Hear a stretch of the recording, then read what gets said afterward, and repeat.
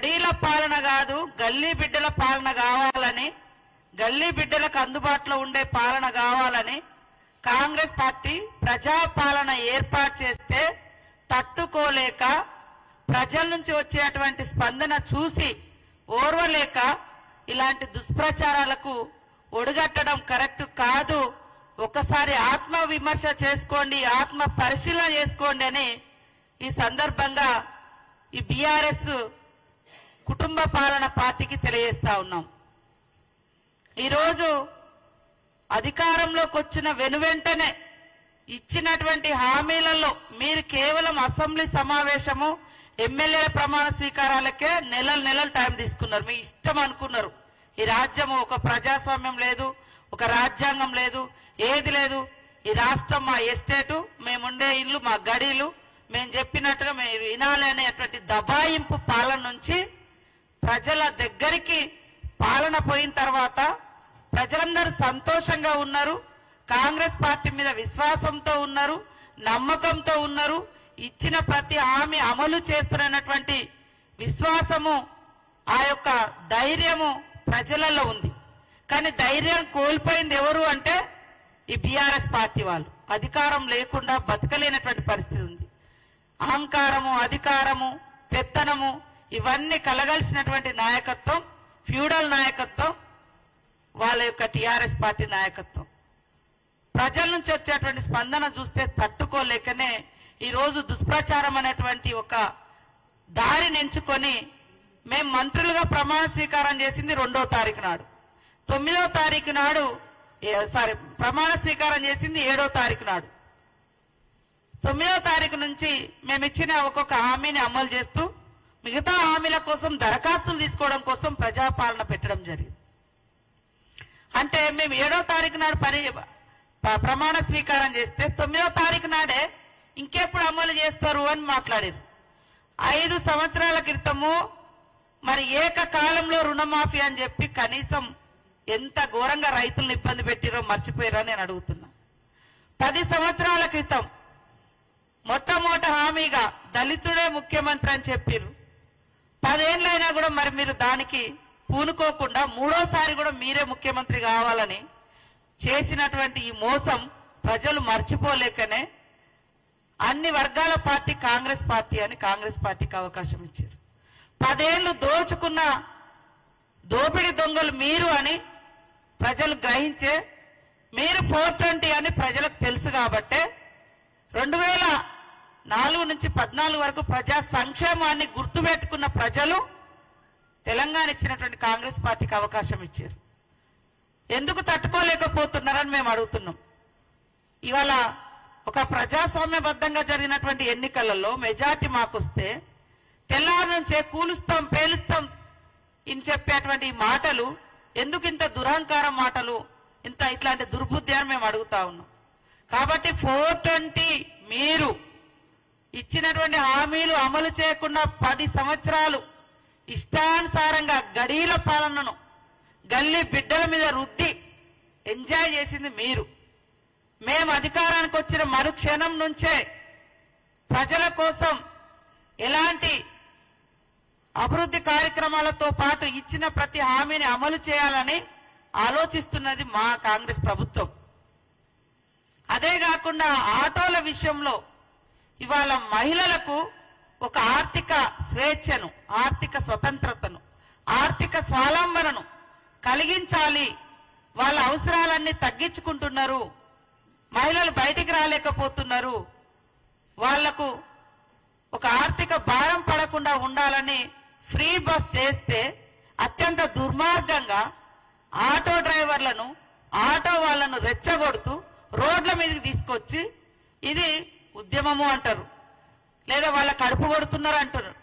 మా manifesto chairman Sridhar Babu గారు auto బస్సుల యొక్క ఫ్రీ బస్ పెట్టేటప్పుడు కూడా కొంతమంది ఆటో యూనియన్లతో డిస్కస్ చేసి వాళ్ళకి ఎలాంటి రాయితీలు కావాలో కూడా మాట్లాడడం జరిగింది. భవిష్యత్తులో కూడా వాళ్ళని ఆదుకోవడానికి కూడా సిద్ధంగా ఉంది. కానీ ఇంకా ఎలాంటి సమస్యలు లేనట్టుగా ఒక ఆడకూతులు వచ్చి స్వేచ్ఛగా బస్సులలోకి వస్తే ఈ ఫ్యూడల్ భావజాలం కలిగినటువంటి మహిళలంటే చిన్న చూపు చూసేటువంటి ఈ టీఆర్ఎస్ పార్టీ మహిళలంటే తీవ్రమైనటువంటి వివక్షతకు గురి చేసేటువంటి ఈ టిఆర్ఎస్ పార్టీ మహిళలు బయటకు వస్తే తట్టుకోలేక ఉచిత బస్సు ప్రయాణం మీద అక్కసు వెళ్ళగక్కుతున్నారు. మరి ఈ 7-8 సంవత్సరాల కాలంలో రైతు బంధు పేరుతోటి ఫామ్ హౌజ్లకు లక్షల రూపాయలు దోచుకుంటే ఏ పేదోళ్ళని వచ్చి రోడెక్కిరా, మాకేమీ వేయలేదని పాపం అడిగిర్రా?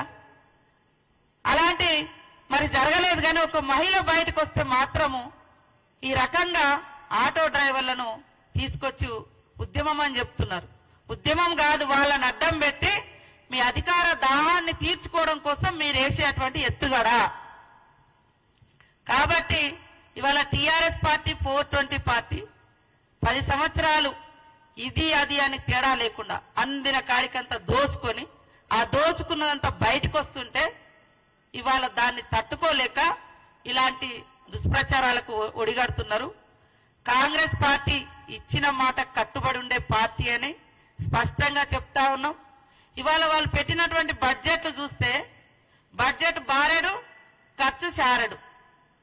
మరి వచ్చినటువంటి నిధులను కూడా తమ ఇష్టానుసారంగా తమకు నచ్చిన పథకాల పేరుతోటి కమిషన్లు వచ్చేటువంటి వాటి కోసం లక్షల కోట్లు ఖర్చు పెట్టి ఇవాళ మేము శ్వేతపత్రం రిలీజ్ చేస్తే వాళ్ళట శ్వేతపత్రం అట. ఏడ కష్టపడ్డారు? ఎవరి త్యాగాల మీద వచ్చింది ఇది? తెలంగాణ బిడ్డల త్యాగాల మీద వస్తే, ఉద్యమాల మీద వస్తే ఉద్యమకారులను అణిచివేసిన చరిత్ర. ఉద్యమం చేసుకోకుండా ఒక ధర్నా చౌక్ లేకుండా చేసిన 420 మీరు, మేం కాదు. ఇక్కడ కాంగ్రెస్ పాలనలో ప్రజాస్వామ్యము కనబడుతుంది కాబట్టి ప్రజలందరూ స్వేచ్ఛగా ఉన్నారు. అనేక రకాల దుష్ప్రచారాలు చేసి తమ యొక్క వ్యక్తిగత స్వార్థం కోసం కాంగ్రెస్ పార్టీ మీద దుష్ప్రచారం చేస్తా ఉన్నారు. ఇది మంచిది కాదు. ఇలాంటి దుర్మార్గపు విధానాలను ప్రజలు సహించరు అనే విషయాన్ని గుర్తుపెట్టుకోండి. ప్రజలారా ఆలోచించండి. ఇవాళ బంగారు తెలంగాణ అంటే నిజంగానే అందరికి భ్రమ కల్పించారు తప్ప ఆడికి పోతే 6 లక్షల కోట్ల పైగా అప్పుల తెలంగాణ మిగిల్చిర్రు. కేసీఆర్ ప్రభుత్వం గతంలో బంగారు తెలంగాణ అంటే నిజంగా దేశమంతా బంగారం అనుకున్నారు. మనం కూడా ఇక మనకు రాకపోతుందా అని ఒకసారి రెండోసారి అవకాశాలు ఇచ్చారు. కానీ ఒక్కొక్కరి మీద లక్షల కోట్ల రూపాయలు ఈ రాష్ట్రం మీద పెడితే ఇది అని చెప్తేనట అది రాష్ట్రానికట అవమానం అంట. ఆదాయం మీకు వచ్చింది, లగ్జరీ జీవితాలు మీకు వచ్చినాయి, దోసుకున్నది మీరు. ఆ నెపమంతా కూడా తెలంగాణ ప్రజలు మోయాలన్నట. అది ఉన్నది ఉన్నట్టుగా మాట్లాడితే తెలంగాణను అవమానించినట్ట. నువ్వు చేసిన తప్పుకు తెలంగాణ ఎందుకు అవమానపడుతుంది? నువ్వు చేసిన అప్పులకు తెలంగాణ ఎందుకు తలదించుకుంటది? అంటే వీళ్ళే ఇక తెలంగాణ ప్రజలు మరి ఇప్పుడు 6 లక్షల కోట్లు పడ్డాయి, ప్రజల మీద భారం పడుతుంది. మరి ఇవన్నీ నువ్వు కట్టుతావా? ఉన్న శ్వేతపత్రం మేము విడుదల చేస్తే శ్వేతపత్రం అంట. ఎంత దుర్మార్గంగా వీళ్ళు తెలంగాణ ప్రజల యొక్క ఆత్మగౌరవాన్ని, అవసరాలను వారి యొక్క రాజకీయ ప్రయోజనాలకు వాడుకొని వాళ్ళ తప్పులను కప్పిపుచ్చుకునే ప్రయత్నం ఎలా చేస్తున్నారో తెలంగాణ ప్రజలు కూడా గ్రహించాలని మేము కోరుతా ఉన్నాం. 10 సంవత్సరాల్లో అనేక వాగ్దానాలు ఇచ్చి ఏది కూడా ఇదే ప్రభుత్వము ప్రతి ఒక్కరికి ఇల్లు అని చెప్పారు, ఇంటికో ఉద్యోగం అన్నారు, దళితుల 3 ఎకరాలు అన్నారు, కేజీ నుంచి పీజీ అన్నారు, ఏకకాలంలో రుణమాఫీ అన్నారు. ఇట్లా చేస్తే వాళ్ళ 420 చాలా ఉన్నాయి. మేము ఆ 10 సంవత్సరాలలో ప్రజలు ఎదురు చూసినట్టుగానే మేము కూడా ఇక చేస్తారని చూసాం. ప్రజలు మీ ద్వారా కావట్లేదని మాకు అవకాశం ఇచ్చారు. మా ద్వారా ఏమైతుందో ప్రజలు ఎదురు చూస్తున్నారు. కానీ మీకు ఆ కుతూహలం ఆగడం లేదు. కాంగ్రెస్ నిజంగా చేస్తుంది కాబట్టి ముందే బ్యాడ్ ఇంప్రెషన్ క్రియేట్ చేయాలని ఇలాంటి దుష్ప్రచారాలకు ఒడిగడుతున్నారు. ప్రజలారా ఆలోచించండి. ముఖ్యంగా మహిళలకు రేపు 2500 స్కీమ్ వస్తుంది, 500 గ్యాస్ వస్తుంది. ఇవన్నీ వస్తే ఇంకా మాకు ఇక ఎంపీ ఎలక్షన్లో కావచ్చు భవిష్యత్తులో ఉనికే ఉండదని ముందే ఒక తప్పుడు సమాచారాన్ని, తప్పుడు ప్రచారాన్ని ప్రజల్లోకి తీసుకెళ్తున్నారు. ఇలాంటి తప్పుడు ప్రచారం ప్రజలు నమ్మడానికి సిద్ధంగా లేరు. కాబట్టి ఖచ్చితంగా కాంగ్రెస్ పార్టీ ఇచ్చిన ప్రతి మాట నిలబెట్టుకునేటువంటి ప్రయత్నంలో ఒక్కొక్క అడుగు ముందుకేస్తున్నాం. నువ్వు 10 ఏళ్ళైనా అమలు చేయలే, మేము 10 రోజులలో ఒక్కొక్కటి చేస్తున్నాం.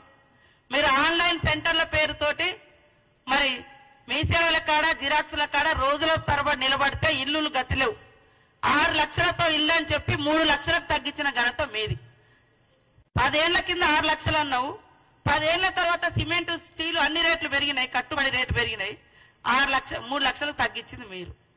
ఇట్లాంటి చెప్పుకుంటూ పోతే అనేకం మీది ఉంది. కాబట్టి ఎవరు కూడా నమ్మడానికి సిద్ధంగా లేరు. ఖచ్చితంగా 420 ఏదైనా ఉంది అంటే ఈ దేశంలో KCR party, BRS party, BRS నాయకులు, కాంగ్రెస్ కాదు. కాబట్టి ప్రజలందరూ గమనించాలని కోరుతూ ఈ దుష్ప్రచారాన్ని ఎక్కడికక్కడ ఎండగట్టాలి. టీఆర్ఎస్ పార్టీకి మేము ఒకటే సూటి ప్రశ్న వేస్తున్నాం. ఇప్పుడు ఇందాక శ్రీధర్ బాబు గారు అడిగినట్టుగా మహిళలకు ఫ్రీ బస్సు వద్దా, మహిళలకు 2500 వద్దా, ఇంట్లో 500 గ్యాస్ సిలిండర్ ఇవ్వద్దా? మరి మా హామీలు అమలు కాని హామీలు అని అన్నారు. మేము 15,000 రైతు బంధు అంటే మీరు 16,000 అన్నారు. మేము 2,500 మహిళలకంటే మీరు 3,000 అన్నారు. మేము 4,000 పింఛన్ అంటే మీరు 5,000 అన్నారు.